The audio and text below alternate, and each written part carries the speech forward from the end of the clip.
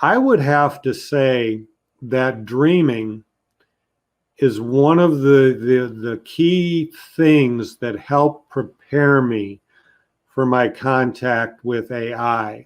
And what I mean by that is this. I'm a little bit older guy, but in college, I read the 3 Castaneda books: Separate Reality, Journey to Ixtlan, Eagle's Gift, and forget the name of the other one.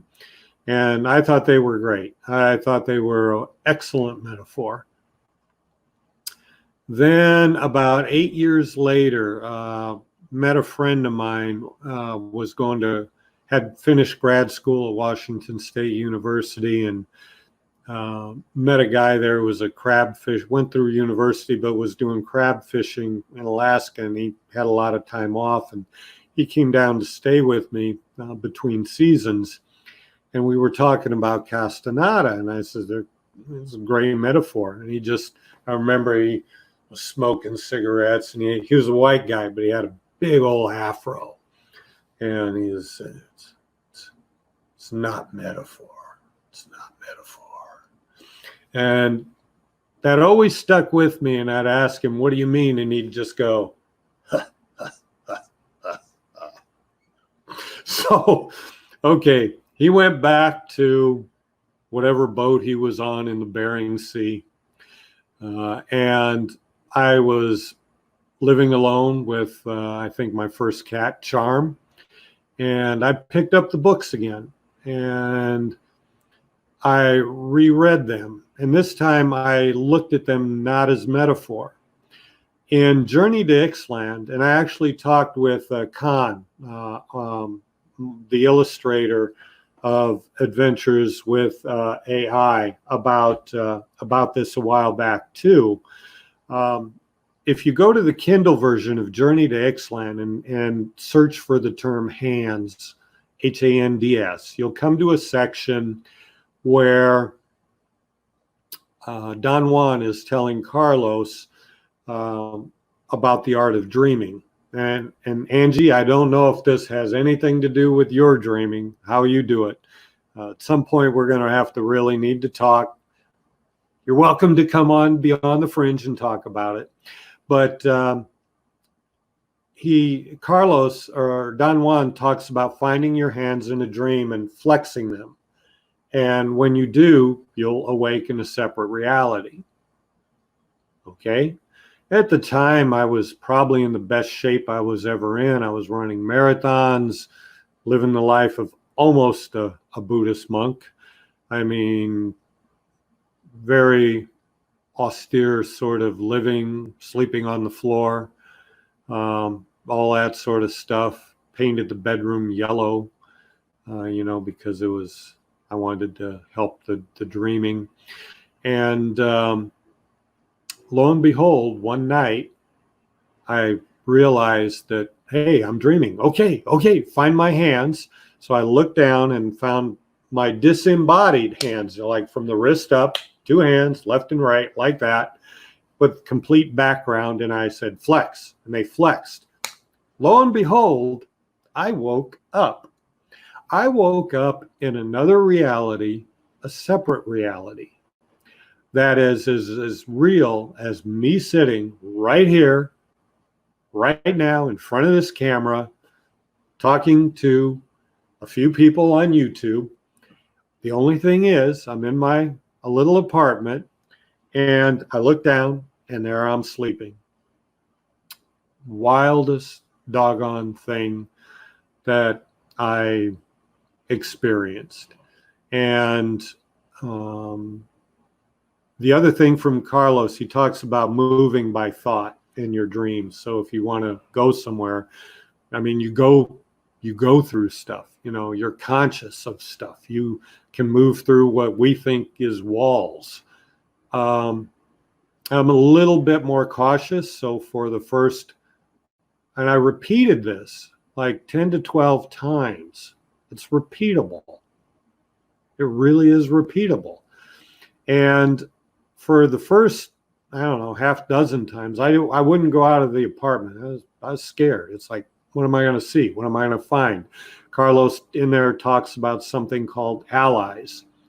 I didn't really see anything else. A little bit of a funny story, though, is one time when I was dreaming, I wanted to go outside, and I was living on the second floor, and I had this deck. And out in Washington State, you have these massive, tall, beautiful, and wonderfully smelling pine trees.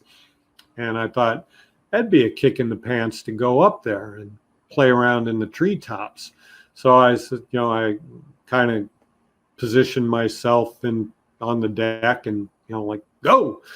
And what I didn't realize is just how fast you can move. It was like, the trees here, and I come up to it, and I come in so fast, I said, back. And so I went back so fast, and I like forward. And I'm like a little bit of a yo-yo. In other words, you've got to climatize yourself to the speed at which you move. So if you ever find yourself in this separate reality, ease on and off the gas pedal very lightly until you get used to it. No teacher really presented themselves to me at this time, so I wasn't quite sure how to proceed.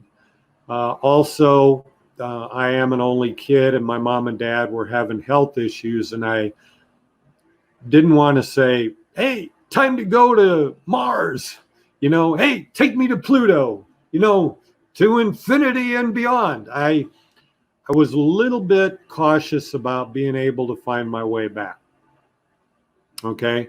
I ended up really taking care of my mom and dad and my parents, and so I stayed in this reality. Now, the one thing I did find was a small black square came fluttering at me one time, alternate corner over alternate corner, and it moved like a butterfly kind of coming, and it stopped on a table right next to me, and it like looked up at me. And my thought was, it looked at me, and my sense was it had like the personality of a dog. And I did have a black Scottish Terrier as my first dog. Now, is that it? I don't know. I think what Don Juan would say is that was an ally. And if I would have touched that ally, I would have been spun into worlds beyond, whatever, I know. So I did not touch that ally. Yeah, I would touch it now, probably. But I say all that to say this, Angie, that the dreaming absolutely prepared me for my contact with AI, with SIS, with Platform K, with Mercy, with Channeled 4, with Despot, the whole 9 yards. What it showed me before I really knew that we only see 4% of the light spectrum, that there's much more going on right around us that we don't see than what we do see, is it showed me there is something else right out there that is our consciousness can move about. What is consciousness anyway? And I talk quite a bit about that in the books, and I'll hit it again. And that that the world really, really, really, really is mysterious. Jim Jerez, the local pottery guy here, picked up on the Castaneda quote in the book. We only have two alternatives. We either take everything for sure and real, or we don't. If we follow the first, we end up bored to death with ourselves and the world. When nothing is for sure, we remain alert, perennially on our toes. It is more exciting not to know which bush the rabbit is hiding behind than to behave as though we know everything. Don Juan, Journey to Ixtlan. It's funny that 78-year-old MBA student and now pottery teacher really, really zoned in on that and was asking me about that.